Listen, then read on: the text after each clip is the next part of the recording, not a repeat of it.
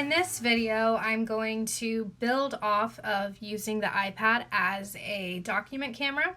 What's nice is once you know how to do that, you can also use your iPad as a scanner.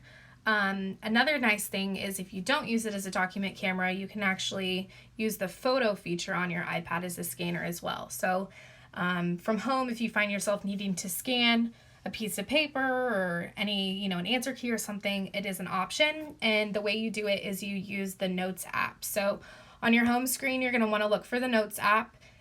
It looks like a piece of paper, I guess, with yellow at the top. So I'm going to click into that. And then you are going to go to the plus sign at the bottom right corner of the screen. So, depending on how many notes you have, this screen might look different for everybody. But you're going to go down to the bottom right corner and click on the plus sign. And you're going to have 4 different options. So scan documents, take photo or video, photo library, or add sketch. You can imagine you're going to click on the scan documents.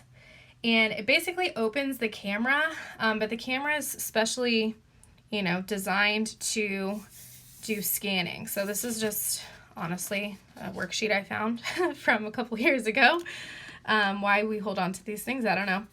And you just take your iPad either as a document camera, or you can just hold your iPad over the piece of paper, and you can see the little yellow shapes that are going over it. It's trying to identify the edges of the page. So all you want to do is make sure that it's, sort of squarely, I don't know what it did. You want to make sure that it's squarely in the picture, and then you can take a picture of it. And you'll see it sort of makes this weird box. So you want to drag the corners of the box so that they go to the corners of the page. If you do this on a dark background, it actually works a lot better. I'm doing it on a white desk, so I'm confusing the iPad. But then you will hit Keep Scan, and it basically just turns it into an image. So it's really nice because you then have a virtual scan that you can upload in a variety of places.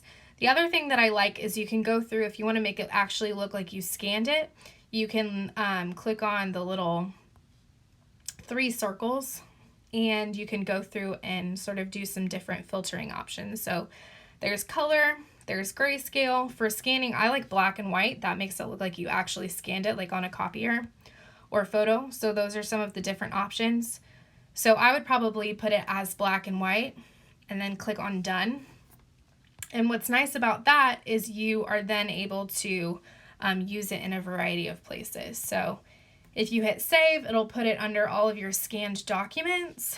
And then if you need to use that scanned document for something, you can hit the upper right corner. It's the box with the arrow, and that'll allow you to send it a variety of places.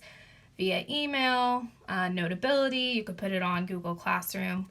So there's a lot of functionality there. So that is my little tutorial on scanning with your iPad.